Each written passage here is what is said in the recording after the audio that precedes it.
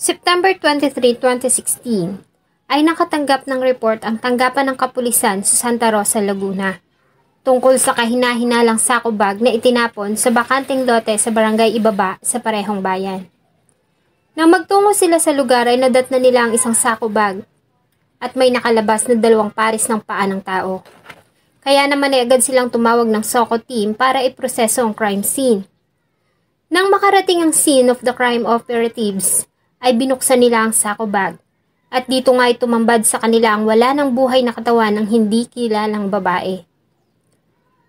Wala silang nakitang identification cards o kahit na anong makakapagsabi kung sino ang biktima. Kaya naman ay dinala muna nila ito sa isang morgue sa Cabuyao para isailalim sa post-mortem examination. Sa parehong araw ay may nagtungo sa morgue na isang ginang. Ayon dito ay nawawala ang kanyang anak na babae at nais nitong makita ang katawan. Dito ay positibo nitong kinilala ang biktima na ang kanyang 20 years old na anak na bunso na si Marie Antoinette Lumutak Tan. Ano ang nangyari kay Marie Antoinette at paano nito sinapit ang brutal na kamatayan?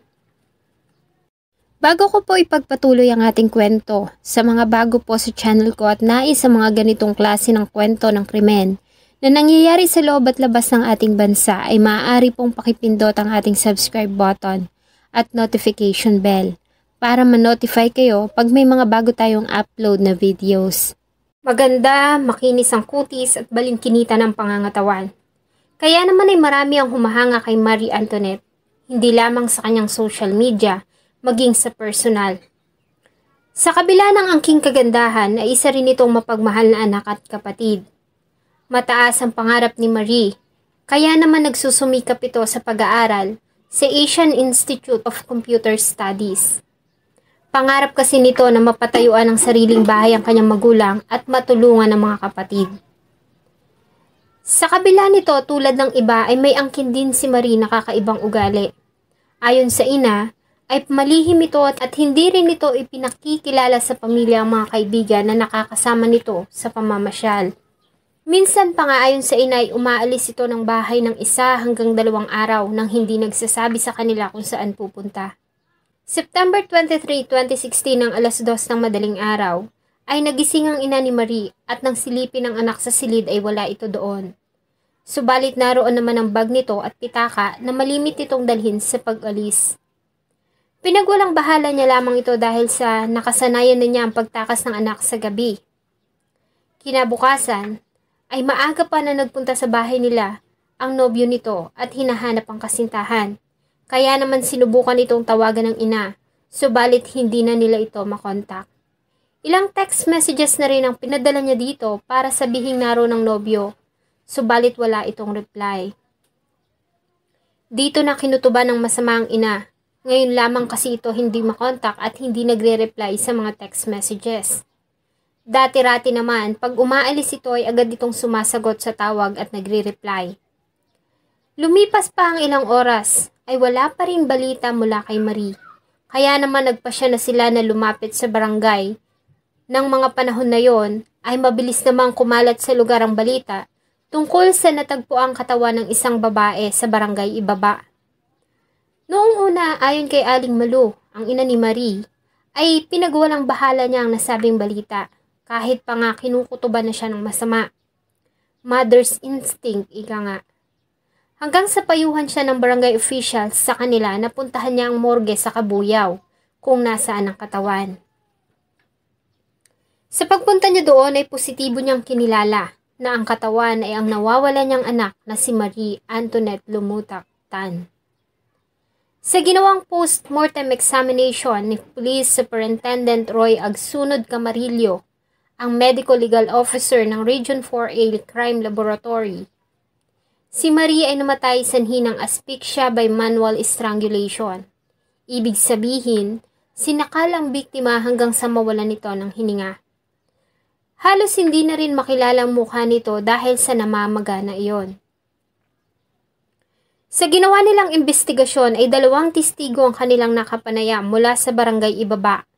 Isa sa mga ito ay nagsabi na napansin niya ang pulang kotse na huminto sa bakanting lote at nagtapon sa nasabing bag Nang tignan niya iyon ay napansin niya kaagad ang nakalabas na pares ng mga paa, kaya naman agad siyang tumawag sa mga pulis. Isa pa sa mga testigo ang nagsabi na isang pulang sasakyan ang dumaan sa kanyang tagiliran at sobrang bilis nito kaya naman naagaw nito ang kanyang pansin at nakuha niya ang induction sticker nito na Santa Rosa MP 5830.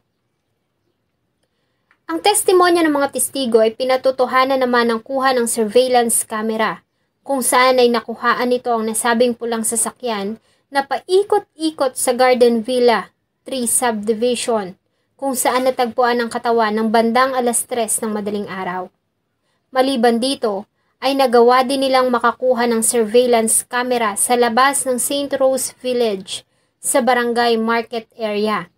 At dito ay nakuhaan ng nasabing camera si Marie Antoinette na sumakay sa isang motorsiklo na minamaneho ng isang lalaki ng pasado 1:00 ng madaling araw. Sa ginawa nilang pag-trace sa may-ari ng motorsiklo, ay nakilala nila ang nagmamaneho nito. Ayon sa sinumpaang salaysay ni John Michael, noong September 22, ng dakong 11:00 ng gabi, ay nag-iinuman sila sa Alfonso Homes, Barangay Labas, lungsod pa rin ng Santa Rosa, Laguna. Nang magpaalam sa kanya ang kainumang si Mark Lawrence Corpus para hiramin ang motor dahil sa may pupuntahan lamang ito, matagal bago ito muling bumalik sa inuman. Dahil dito, ay natuon ang investigasyon sa 27 years old na si Mark Lawrence Corpus. Nagtugma din ang itsura nito sa lalaki na nakuhaan ng CCTV na nagmamaneho ng motor na sumundo kay Marie Antoinette.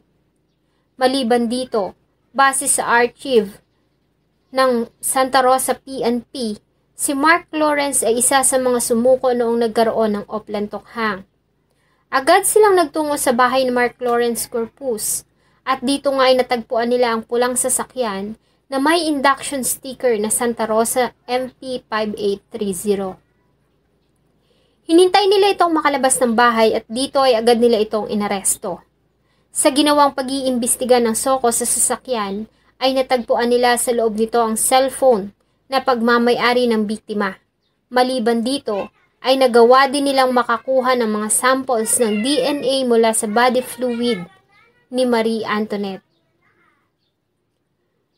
Ayon sa salaysay ni Mark Lawrence Corpus, ay nakilala niya si Marie Antoinette sa Facebook may 3 buwan na ang nakakaraan. Inamin niya rin na siya nga ang nagmamaneho ng motorsiklo na sumundo dito noong madaling araw ng September 23, 2016. Ayon sa kanya ay nais nitong umuwi, subalit hindi niya ito pinayagan. Dahil nakainom, ay nagsimula siyang mangulit at nagnais na makipagtalik sa biktima. Subalit tumanggi ito at dito na nga sila nagkaroon ng pagtatalo. Hanggang sa masakal niya ito at tuluyan itong lagutan ng hininga. Binuhat niya ang katawan ni Marie at inilagay sa madamong bahagi ng bakanting lote. Saka siya muling bumalik sa inuman at isinauli ang hiniram na motorsiklo. Nang makauwi sa kanilang bahay, ay kumuha siya ng malaking sako bag at muling binalikan ang katawan ni Marie Antoinette. Isinilit niya ito sa loob ng sako bag at muling itinapon sa bakanting lote kung saan ito natagpuan ng mga otoridad. Si Mark Lawrence Corpus ay kinasuhan ng kasong pagpatay sa Prosecutor's Office ng Santa Rosa, Laguna. Ayon sa pamilya ni Marie Antoinette ay hindi sila naniniwala. Nakarelasyon nito na Marie dahil sa may nobyo ito. Ang kaso ni Marie ay isang aral sa ating mga kabataan kung gaano ba kahalaga ang pakikinig sa magulang. Salamat po sa inyong patuloy na pagsubaybay sa atin pong mga videos. Huwag niyo pong kalimutang mag-iwan ng saloobin at suggestion sa atin pong comment section. Sana po ay samahan niyo po akong muli sa susunod pa nating mga episodes. Thank you so much po and see you in my next video.